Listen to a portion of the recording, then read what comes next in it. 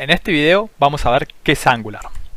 Antes que nada vamos a aclarar que Angular y AngularJS no son los mismos, son incompatibles entre sí. Y estos dos frameworks sí fueron creados por la misma compañía Google. AngularJS fue liberado en el año 2010, mientras que la versión 2 de Angular fue liberada en septiembre del 2016. Cada 6 meses se libera una nueva versión y en vez de nosotros de llamarlo Angular 10, 11 o 12, simplemente lo llamamos Angular. Este framework Angular tardó 2 años en desarrollarse y tomaron el feedback de aquellos desarrolladores que habían trabajado en este framework AngularJS. Es decir que en pocas palabras podemos decir que Angular no es la nueva versión de AngularJS, no es la evolución de AngularJS, sino que es el nuevo producto, es el nuevo framework de Google. Es un framework para crear SPA. Las siglas SPA significan Single Page Application o aplicaciones de una sola página. Otros frameworks muy populares del lado del frontend como React o Vue utilizan también este mismo enfoque. Nosotros cuando creemos nuestro proyecto vamos a tener una sola página, un index HTML y luego vamos a tener componentes. Y a medida que el usuario vaya navegando por los distintos componentes, Angular lo que va a ir haciendo va a ir creando, actualizando y destruyendo esos componentes. Utilizando este enfoque SPA, la primera carga en aplicaciones grandes puede ser un poco lenta porque se tienen que traer todos los componentes, librerías, módulos, servicios, con lo cual la experiencia del usuario puede ser un poco lenta. Pero en lo que es Angular nosotros podemos implementar lazy loading o carga perezosa y podemos configurar para que cuando el usuario ingrese por primera vez a nuestra aplicación solamente se traiga algunos componentes y a medida que el usuario va navegando por las distintas otras secciones se vaya trayendo los demás componentes y módulos. Es open source y desarrollado por Google, es decir que hay un gran equipo trabajando y mejorando este framework.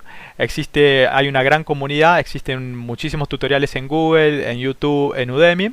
Por lo tanto, si nosotros tenemos algún problema, podemos ir a Google, podemos buscar algún tutorial, podemos buscar ese error y seguramente alguien ya posteó ese mismo error y seguramente alguien ya respondió, con lo cual podemos ir resolviendo nuestros problemas muy rápidamente.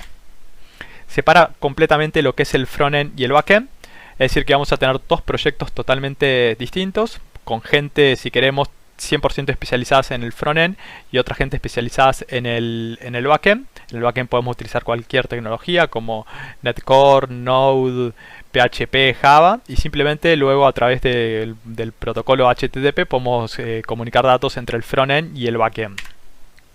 Utiliza el patrón modelo vista controlador, con lo cual nosotros podemos tener el código mucho más ordenado y limpio.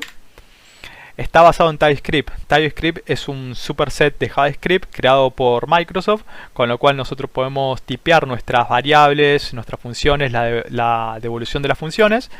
Pero en definitiva los exploradores entienden JavaScript, entonces cuando nosotros deployemos nuestra aplicación, lo que va a hacer Angular es tomar estos archivos TypeScript y lo va a transpilar a JavaScript, que es el lenguaje que entienden los navegadores.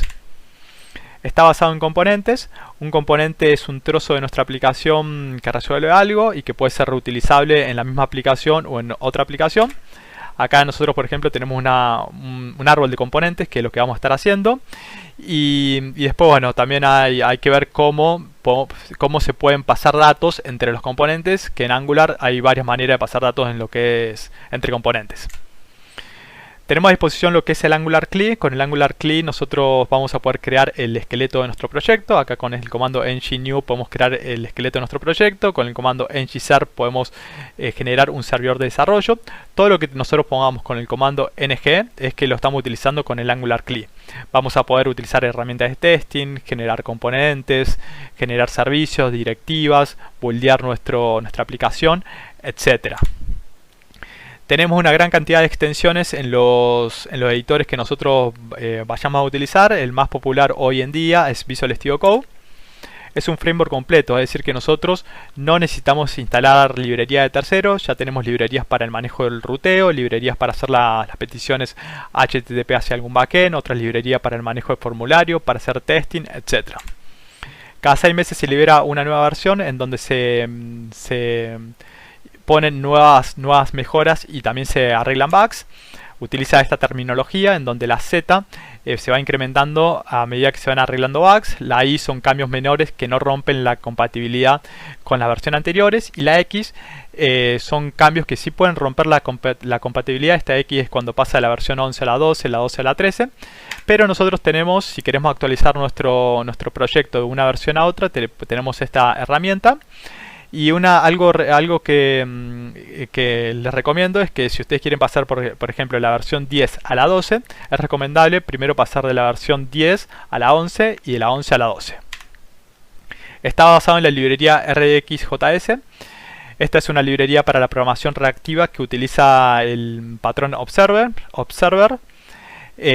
Bueno, los módulos de Angular, la gran mayoría de módulos de Angular fueron creados utilizando esta librería. Si van a programar en Angular, es fundamental que sepan utilizar esta librería.